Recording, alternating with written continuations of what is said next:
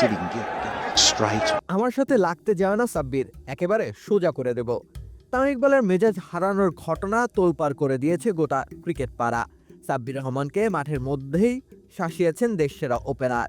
তবু সাব্বিরের নেই কোনো অভিযোগ, তিনি নাকি ভুলে গেছেন সেসব কিছু। মাঠে তো কত কিছুই হয়, সেসবের সমাপ্তি মাঠেই ঘটে যায়।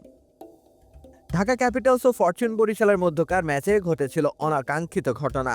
ব্যাটিংয়ের এক পর্যায়ে রান নেওয়ার মুহূর্তে হঠাৎ মেজাজ হারিয়ে ফেলেন তামিম। ফেক ফিল্ডিং করছেন সাব্বির, তেমনটি ভেবেছিলেন তামিম। তাই তো হুট করে রেগে যান বরিশালের অধিনায়ক, তারপর সতর্ক করে দেন সাব্বিরকে।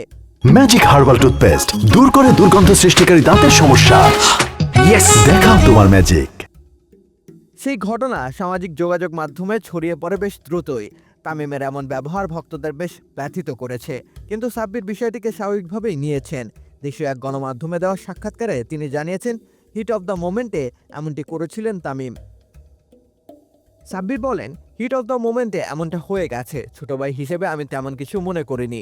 ওনার সাথে আমার সম্পর্ক খুব ভালো, আশা করছি ওনার সাথে আমার সম্পর্ক সবসময় ভালো থাকবে। কিন্তু মাঠে ঘটা বিষয়টি মাঠে শেষ করে আসেননি সাব্বির। ঢাকা ক্যাপিটালসের প্রধান কোচ খালেদ মাহমুদ সুজন জানিয়েছেন যে ম্যাচ শেষে হ্যান্ডশেক না করেই মাঠ ছেড়েছিলেন সাব্বির রহমান। সুজন বলেন, সাব্বিরকে আমি দেখলাম খেলা শেষে হঠাৎ করে বের হয়ে চলে যাচ্ছে।